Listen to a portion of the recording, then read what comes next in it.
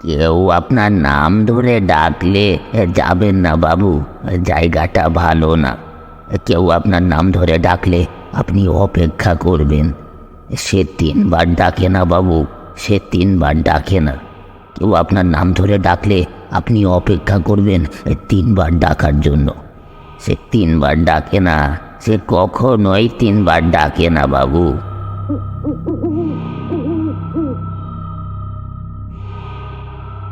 Last night horror station 3 AM এর বিশেষ নিবেদন সৈকত মুখার্জির কাহিনী নিশি রাতের হাতছানি। আজকের গল্পটি সম্পূর্ণরূপে প্রাপ্তমনস্কদের জন্য। এমন গল্প আরও পেতে সাবস্ক্রাইব করুন আমাদের ইউটিউব চ্যানেল।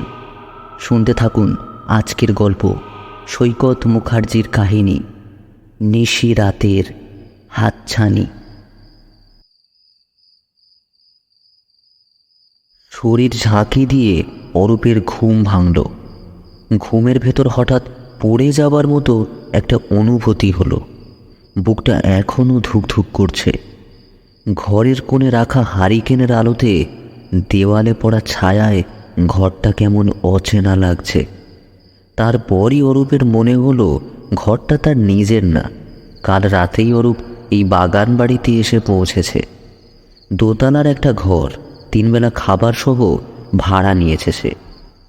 বাড়তি টাকা দিয়েছে বারবার চা এনে দেবার জন্য। অরূপের লেখা উপন্যাসটা ঠিক শেষের দিকে এসে আটকে আছে। শহর ছেড়ে এই বাগান বাড়িতে ওঠার এই একটাই উদ্দেশ্য, গল্পটা শেষ করা। বিকেলের আলোতে লিখতে লিখতে ক্লান্ত হয়ে সে বিছানায় এসে শুয়েছে। নিজের অজান্তে কখন ঘুমিয়ে পড়েছে সে আর খেয়াল করেনি। কোনো এক সময় হয়তো মহেশ এসে হারিকেনটা রেখে গেছে। টেবিলে বই খাতা কাগজ সব এলোমেলোভাবে পড়ে আছে। ঘরের বাতাস প্রচণ্ড ভারী, অস্বস্তিকর গরম। অরূপ একটা হাত বাড়িয়ে জানালার পাল্লাটা খুলে দিল আর অন্য হাতে খাতার উপর থেকে চশমাটা নিয়ে চোখে দিল। মাথা তুলে তাকাতেই দেখল বাগানে একটা মেয়ে ধীর পায়ে হাঁটছে। অরূপ একটু অবাক হলো। রাত কটা বাজে অরূপের কোনো ধারণা নেই। বাগান বাড়িতে পৌঁছানোর পরই তার পকেট ঘড়িটা থেমে গেছে। এই গ্রাম এলাকায় ঘড়ি সারানোর কোনো ব্যবস্থা নেই, এটা সে বিকেলেই মহেশের থেকে জেনেছে। মেয়েটা অন্যমনস্কভাবে একা হেঁটেই চলেছে। বাগানে কোনো আলো নেই। বারান্দায় ঝুলানো কিছু হারিকেনের আলো পুরোপুরি বাগানে পৌঁছায় না। অরূপ দেখে ধারণা করল মেয়েটার পরনের শাড়িটা হালকা নীল রঙের, ভালো মানের শাড়ি। সম্ভবত সেও বাগান বাড়িতে পরিবারের সাথে ছুটি কাটাতে এসেছে। খোলা জানালা দিয়ে হঠাৎ করে বাতাস এসে টেবিলে রাখা কাগজগুলো উড়িয়ে দিল। অরূপ মেঝেতে ছড়িয়ে পড়া কাগজগুলো এক এক করে কুড়িয়ে নিল। কাগজগুলো টেবিলে গুছিয়ে রাখতে রাখতে খেয়াল করল মেয়েটা আর নেই। রাত হয়তো অনেক হয়েছে, কেননা মহেশ বা অন্য কারোর কোনো সাড়া শব্দ পাওয়া যাচ্ছে না আর। সে হয়তো তার নিজের ঘরে চলে গেছে। ভোর সকালে দরজার কড়া নাড়ার আওয়াজে অরূপের ঘুম ভাঙল। চেয়ারে রাখা পাঞ্জাবিটা গায়ে পড়তে পড়তে সে দরজা খুলল। দরজায় মহেশ দাঁড়িয়ে। হ্যাঁ মহেশ, বলো। বাবু, কাল রাতেও তো কিছু খাননি, নাস্তা করবেন না? খাবো। নিচের ঘরে নাস্তা দেওয়া আছে বাবু। হ্যাঁ, তুমি যাও, আমি আসছি। মহেশ যেতে যাবে এমন সময় অরূপ পিছন থেকে বলল, আচ্ছা মহেশ, অন্য কামরায় যারা থাকছে তারা কোথা থেকে এসেছে? শহর থেকে? কোন কামরায় বাবু? আপনি ছাড়া তো আর কেউ নেই। আমি ছাড়া আর কেউ নেই? না, এই সময় এখানে কেউ আসে না। হুটহাট বৃষ্টি হয় না, জল জমে থাকে, ঝোপঝাড় থেকে সাপ কেঁচো কত কি আসে। এখানে আর মাসখানেক পরে লোক আসবে, তখন ঘুরে বেড়ানোর জন্য খুব সুন্দর জায়গা। আচ্ছা, আশেপাশে কারোর বাড়ি আছে? পাশের বাড়ি? সে তো অনেক দূর। কেন বাবু? না, তেমন কিছু না। রাতে একটা মেয়ে বাগানে হাঁটাহাঁটি করছিল, তাই জানতে চাইলাম।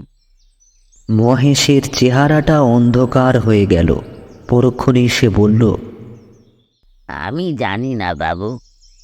বলতেই সে মেঝে থেকে হারিকেনটা তুলে তাড়াহুড়ো করে ঘর থেকে বেরিয়ে গেল। বৃদ্ধ মহেশ বলতে গেলে তার সারাটা জীবনই এই বাড়িতেই কাটিয়েছে। বাড়ির মালিকেরা গ্রাম ছেড়ে চলে গেছে বহু বছর আগে, রেখে গেছে শুধু মহেশকে দেখভাল করার জন্য। কামরা ভাড়া দেওয়া, ভাড়া তোলা, রান্না করা সব দায়িত্বই তার। অরূপের ধারণা ছিল সে হয়তো সবাইকেই চেনে, মেয়েটাকে দেখলে হয়তো তাই চিনবে। বয়সের কারণে হয়তো এখন মনে আসছে না। অরূপ তৈরি হয়ে লেখার খাতা কলম হাতে নিয়ে নাস্তা করার জন্য ঘর থেকে বেরিয়ে এলো।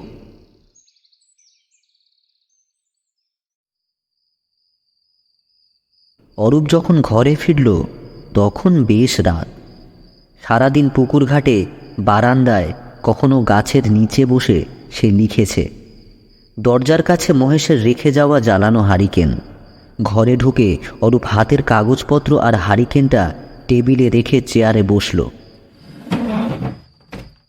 সামনে জানালাটা খোলা, যাবার সময় সে বন্ধ করতে ভুলে গিয়েছিল। ভাগ্যিস ঝড় বৃষ্টি হয়নি, নইলে বই খাতা সব জলে ভেসে যেত। একটা বই খুলে অরূপ অন্যমনস্কভাবে পাতা উল্টাচ্ছে। দুই একটা শব্দ চোখে পড়লেও সেদিকে তেমন মনোযোগ নেই তার। লেখাটা তার মন মতো হচ্ছে না। অরূপ চোখ তুলে তাকাতেই দেখল কাল রাতের মেয়েটা আবার এসেছে। এক মনে বাগানে সেই মেয়েটা হেঁটে চলেছে। অরূপ একটু মাথা বাড়িয়ে আশপাশটা দেখে নিল। আর কাউকে দেখা গেল না, মহেশকেও না। মেয়েটা মাথা তুলে তাকালো। অরূপ একটু অপ্রস্তুত হয়ে গেল। অরূপ যে তাকে দেখছে সেটা কি মেয়েটা লক্ষ্য করেছে? না, মেয়েটা বাড়িটাকে দেখল, তারপর ঘুরে পুকুর ঘাটের দিকে চলে গেল। অরূপ তাড়াতাড়ি ঘর থেকে বেরিয়ে পুকুর ঘাটের দিকে রওনা দিল। মেয়েটা ঘাটে বসে আছে, পাকা শান বাঁধানো ঘাট। সে পুকুরের জলের দিকে তাকিয়ে নিজের চিন্তায় মগ্ন। অরূপ এসে দাঁড়ানোর পরেও তার ধ্যান ভাঙল না। শুনছেন? মেয়েটা খুব আস্তে ধীরে ধীরে মাথা ঘুরিয়ে তাকালো। হঠাৎ অরূপের গলার আওয়াজে চমকালো না। অপরিচিত পুরুষকে এত রাতে তার সাথে ঘাটে দাঁড়িয়ে থাকতে দেখে ঘাবড়ালো না। অরূপ জিজ্ঞাসা করল, আপনি এখানে? মেয়েটা অল্প হাসল, কোনো জবাব দিল না। অরূপ নিজে থেকেই বলল, আমি এই বাড়িতেই আছি, ঘর ভাড়া নিয়ে থাকছি। আপনি কি এখানে আশেপাশে থাকেন? মেয়েটা একবার বাড়ির দিকে তাকালো, তারপর মাথা নেড়ে হ্যাঁ জানালো। আচ্ছা, মহেশকে চেনেন হয়তো, এই বাড়িরই লোক। ও বলল এর পরের বাড়ি অনেক দূরে। আপনি কি এখানে একা? মেয়েটা আবারও মাথা নেড়ে হ্যাঁ জানালো। এত দূর থেকে একা এসেছেন? আবারও সে হ্যাঁ সূচক মাথা নাড়ল। এত দূর থেকে এত রাতে আপনার ভয় লাগে না? এবার মেয়েটার চেহারা বদলে গেল। দেখে মনে হলো এখন সে ভয় পাচ্ছে। অরূপ প্রসঙ্গ বদলানোর জন্য বলল, আচ্ছা যাই হোক, আমার নাম অরূপ, শহর থেকে এসেছি, লেখক হবার চেষ্টায় আর কি। আপনার নামটা জানতে পারি? মেয়েটা অরূপের দিকে তাকালো, তারপর আস্তে করে বলল, নিশি। কি অদ্ভুত সুন্দর কণ্ঠ! মনে হলো ঝিরি ঝিরি বাতাসের সাথে ভেসে আসা সুন্দর একটা সুর। অরূপ লক্ষ্য করল মেয়েটা অসম্ভব রূপবতী। তাকে দেখে মনে হচ্ছে চেহারায় চাঁদের আলোর আভা, চেহারায় একটা দুঃখের ছাপও আছে। মায়া ভরা দুই চোখ। অরূপ মুগ্ধ হয়ে দেখছে। হালকা বাতাসে উঠছে নিশির চুলগুলো। বাতাসের বেগ যেন বেড়েই চলেছে। নিশি উঠে দাঁড়িয়ে বলল, আমায় যেতে হবে। অরূপ কিছু বলবে, তাকে যেতে মানা করবে বা তাকে এগিয়ে দেবার জন্য যাবে, তার আগেই নিশি সিঁড়ি দিয়ে নেমে পুকুর ধার দিয়ে হেঁটে অন্ধকারে মিলিয়ে গেল।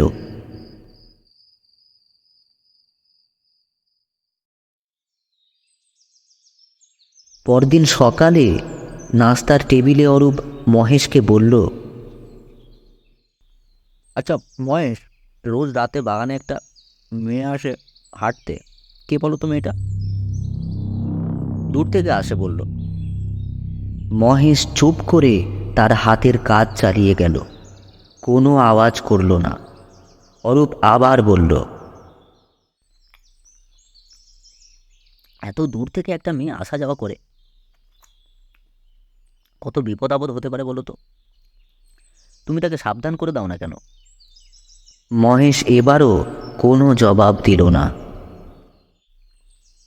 তুমি নিশ্চয়ই ওর পরিবারকে চেনো, তার বাড়ি চেনো। তার বাড়ি কোথায় আমাকে বলবে, আমি যাব। মহেশ এবার ঘর থেকে বের হয়ে যাবার জন্য দরজার দিকে এগিয়ে গেল। মহেশ, মেয়েটার বাড়ি কোথায় বললে না যে? মহেশ উত্তর দিল, আমি কিছু জানি না বাবু, আমি কাউকে দেখিনি। আমি 2 রাত এখানে আছি, 2 রাতেই মেয়েটাকে দেখেছি, আর তুমি কখনো দেখোনি? না বাবু, আমি কাউকে দেখিনি। অরূপ আজ সারাদিন তার ঘরেই ছিল, লেখাটা শেষ করার চেষ্টা করছে। মহেশ দরজায় কড়া নেড়ে ঘরে ঢুকল। অরূপের সামনে 1 কাপ চা রেখে চলে যাবার জন্য এগোলো। দরজায় গিয়ে মহেশ থামল। ওখান থেকেই বলল, বলছি বাবু, কেউ আপনাকে ডাকলে যাবেন না। অরূপ চোখ না তুলেই জিজ্ঞাসা করল, কি বলছো? কোথায় যাব না? মহেশ ঘুরে 1 পা এগিয়ে একটু ব্যস্ততার সাথে বলল, কেউ আপনার নাম ধরে ডাকলে যাবেন না বাবু, জায়গাটা ভালো না। কেউ আপনার নাম ধরে ডাকলে আপনি অপেক্ষা করবেন। সে 3 বার ডাকে না বাবু, সে 3 বার ডাকে না। কেউ আপনার নাম ধরে ডাকলে আপনি অপেক্ষা করবেন 3 বার ডাকার জন্য। সে 3 বার ডাকে না, সে কখনোই 3 বার ডাকে না বাবু। নিজে নিজেই হড়বড় করে বলতে বলতে মহেশ ঘর থেকে বেরিয়ে গেল। অরূপ অবাক হয়ে দরজার দিকে তাকিয়ে রইল।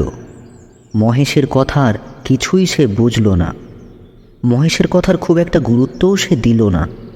বয়স্ক লোক, নিরিবিলি জঙ্গলের মাঝখানে এত বড় একটা বাড়িতে একা থাকে। তার মাথার আর কথার কতটুকুই বা ঠিক আছে। মহেশের চিন্তা বাদ দিয়ে অরূপ চায়ের কাপে চুমুক দিল।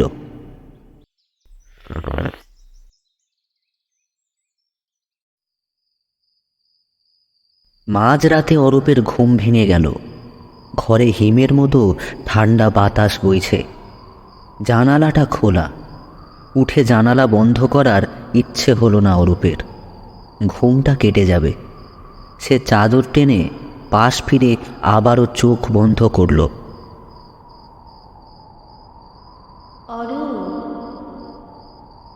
কিছুক্ষণ পর অরূপ অবাক হয়ে চোখ খুলল। কেউ কি তাকে ডাকছে?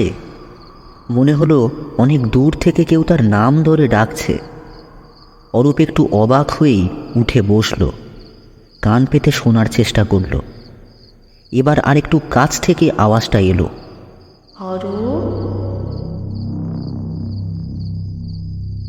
অরূপ তাড়াতাড়ি জানালার কাছে এসে দাঁড়ালো।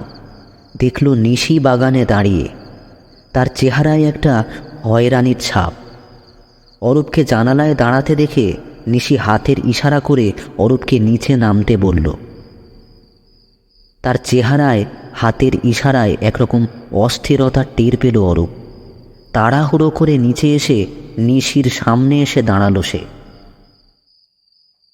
নিশি বলল, আমায় একটু সাহায্য করবে? অবশ্যই করব। কোনো ঝামেলা হয়েছে? কি হয়েছে বলুন। আমি ফিরে যেতে পারছি না, তুমি কি আমায় একটু পৌঁছে দেবে?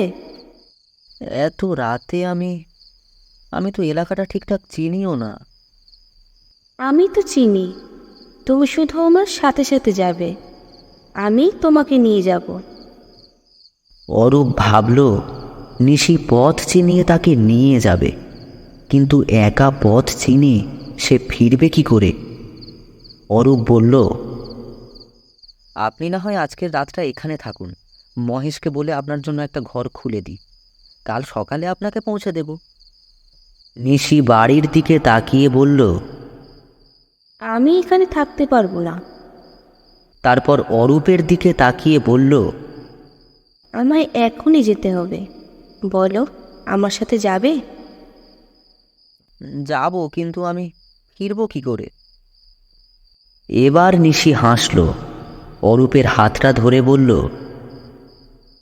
তা নিয়ে তোমায় ভাবতে হবে না।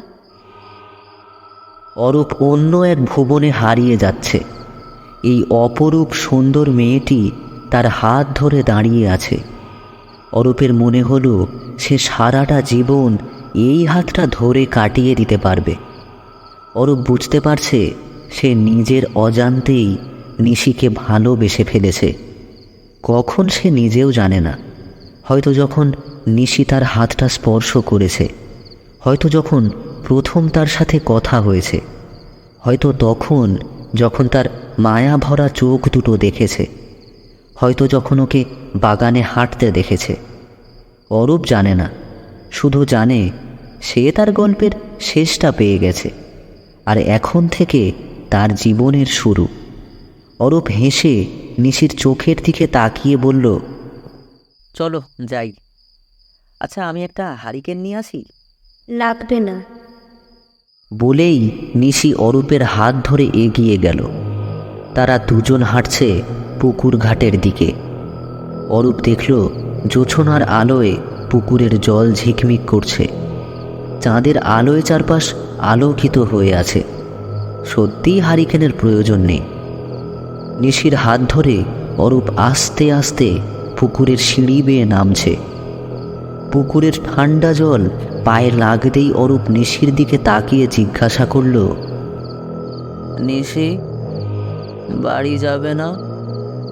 নিশি অরূপের চোখের দিকে তাকিয়ে মাথা নেড়ে না জানালো। অরূপ তাকিয়ে আছে নিশির মায়া ভরা চোখে। কী জাদু আছে এই চোখে, এই কণ্ঠস্বরে? অরূপের মনে হলো সারাটা জীবন এই চোখ দুটোর দিকে তাকিয়ে সে কাটিয়ে দিতে পারবে।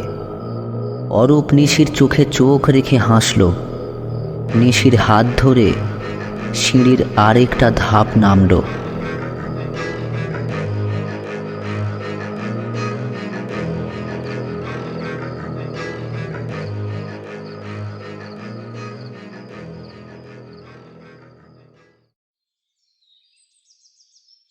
ভোরের আবছা আলোতে গামছা হাতে মহেশ পুকুর ঘাটে এসে দাঁড়ালো। বাড়িতে যখন মেহমান থাকে তখন সে কাক ডাকা ভোরে উঠে বাড়ির কাজ শুরু করে। অরূপবাবুর নাস্তা তৈরি করে তাকে বাজারে যেতে হবে। বাজার মেলা দূর, যাবার আগে অরূপবাবুর কিছু লাগবে কি না জেনে যাবে। সিঁড়ি বেয়ে নেমে জল ছুঁতেই দেখল দূরে একটা কাপড় ভাসছে। তার বুঝতে সময় লাগলো না কি ঘটেছে। মহেশের কাছে এ কোনো নতুন ঘটনা না। এ ঘটনা সে আগেও কয়েকবার দেখেছে। গা ছেড়ে সিঁড়িতে বসে পড়ল মহেশ। চেয়ে রইল ভেসে থাকা মানুষটার দিকে। জলে উপর হয়ে ভেসে আছে অরূপবাবু। নিশির ডাকে সাড়া দিয়ে বাকিদের মতো সেও ডুবে গেল। মহেশ দীর্ঘশ্বাস ফেলে অরূপবাবুর দেহের দিকে তাকিয়ে বিড়বিড় করে বলল, গল্পটা যে আর শেষ হলো না বাবু।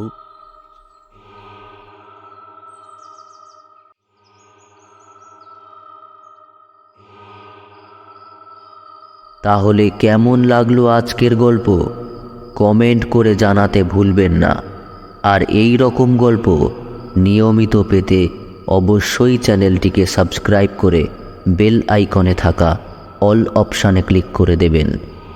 নিজে তো শুনছেনই, বন্ধু বান্ধব ও আত্মীয় স্বজনদেরও জানান আমাদের গল্পের কথা, যাতে তারাও উপভোগ করতে পারে আমাদের প্রতিটি গল্প।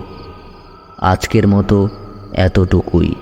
আপনাদের সাথে খুব শীঘ্রই দেখা হচ্ছে নতুন গল্পে। ততক্ষণ stay tuned and do not forget to like, share and subscribe to our YouTube channel and click the bell icon for notifications. ভালো থাকবেন। শুভরাত্রি।